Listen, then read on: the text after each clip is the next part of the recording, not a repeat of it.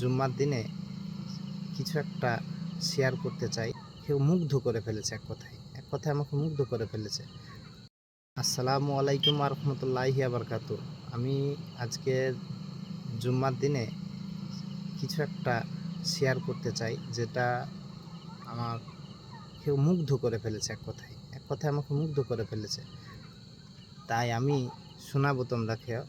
আমি জানি তোমরা কেউ ভালো লাগবে। এটা আশ্চর্য, আমাদের জন্য আশ্চর্য। আমাদের ওয়েস্ট বেঙ্গলে আমার জানা মতো এরকম নিয়ম মনে হয় নাই, থাকতে পারে। ব্যাপারটা হয়েছে, আমি ম্যাঙ্গালোরের ভাটকালে একটা গ্রাম এলাকায় কাজ করছি। তো এখান থেকে মসজিদটা 5 মিনিট মতো লাগে হেঁটে গেলে। তা জুম্মার দিন ছিল, নামাজ পড়তে গেলাম। নামাজ পড়ার পরে ইমাম সাহেব নামাজ শেষে 3টে অ্যালান করেছিল। যথাযথ একটা অ্যালান কিসের জন্য ছিল আমার সঠিক মনে নাই, কিন্তু দুটো মনে আছে। অ্যালানটা এমন যে একটা ছেলের আর একটা মেয়ের, মানে আলাদা, একটা ছেলে, একটা পরিবারের ছেলের আর একটা পরিবারের মেয়ের বিয়ে দিয়েছে, মানে দিবে অ্যাকচুয়ালি।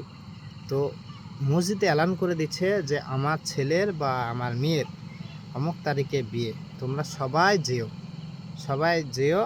এমনকি আমি গাড়ি পাঠিয়ে দেবো, মানে মসজিদের ধারে গাড়ি আসবে, সে গাড়িতে চড়ে সবাই মিলে আমার ছেলের বা মেয়ের বিয়েতে এসো আর তাদের জন্য দোয়া করো। এইটা একটা অদ্ভুত নিয়ম, যেটা মাশাআল্লাহ খুব সুন্দর একটা নিয়ম। আমাদের গ্রামে, আমাদের ওয়েস্ট বেঙ্গলে আমার জানা মতে, আমরা বিয়ে শাদী যদি কারো হয়, তা আমাদের অন্যরকম নিয়মকানুন। আমরা নিজের শুধু আত্মীয় স্বজনরাকেই টানি, খুব কাছের লোকরাকে টানি। পাশের যদি গরিব বা অনাহারে কোনো থাকে, তাদেরকেও পাত্তা দিই না। যদি বা দিই, হয়তো শেষে বাচকুচ খানা কিছু দিলাম।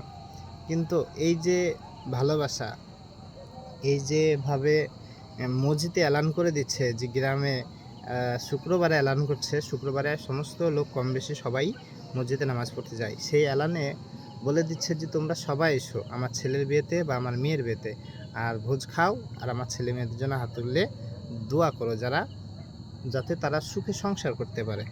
মাশাআল্লাহ।